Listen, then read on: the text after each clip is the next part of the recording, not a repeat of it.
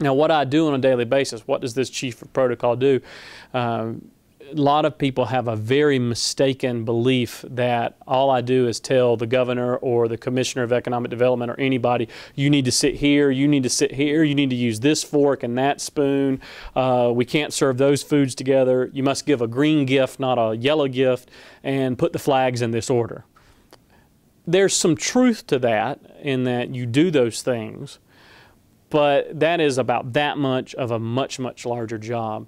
I tell people that protocol is the science of creating the right conditions for business and diplomacy to succeed. And if I've done that, if my team's done that, if my colleagues have done that, then we've been successful. We can step out of the way and let whomever is conducting that business do their job. If the flags look right, if we've got the right briefing, if we've done the right background. It's almost like a microcosm of what government should do as far as Right, business. right. And it works both ways for diplomacy and business. So let's say the governor is meeting with an ambassador from some country.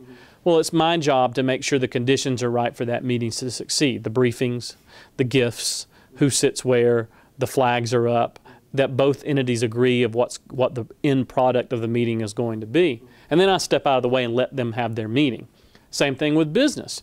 I can remember, for instance, when Kia officially broke ground in October of 2006, I believe it was. The protocol surrounding that event was enormous because Asians sometimes have a more rigid protocol about things than other parts of the world. So we had to fuse what both groups wanted to do together to come up with some ceremony that would fit both bills. So, you know, it's all over the map what you do. Mm-hmm.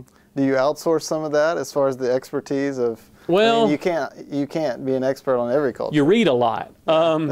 If you go into my office, you'll see books stacked up for doing business in Europe, doing business in Asia, do's and taboos of things you, there's the famous series, Kiss, Bow, and Shake Hands, and they have now them subdivided into continents or even into countries. And so you do a lot of reading, you do a lot of networking with your other professionals, but a lot of it is trial and error. You learn on the job. I tell you, my first real experience with doing some of this was in 2003 when Governor Maddox died, and we had a lying-in state at the Capitol.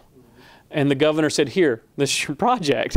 And so I worked with various members of the governor's staff. We hadn't done one in a while. And then Governor Maddox died. And then in 2004, Governor Busby died. And Governor Vandiver died in 2005.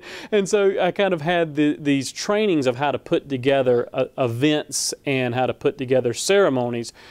But I don't want to gloss over that as an unimportant part of the job, but it is a minute part of the job, because at the end of the day, the larger portfolio that I work on is the day-to-day interaction that we have with our consular and trade communities here in Atlanta, and then our travel abroad on official meetings and missions to recruit businesses, jobs, and investments, putting together those missions, working on inbound missions of high-level dignitaries, and then the day-to-day liaison work with the consular corps and the trade community. That's what I do on a daily basis, and that's the pith of what I do. It's not the fork here, the flag here, and the gift there, although that's part of it.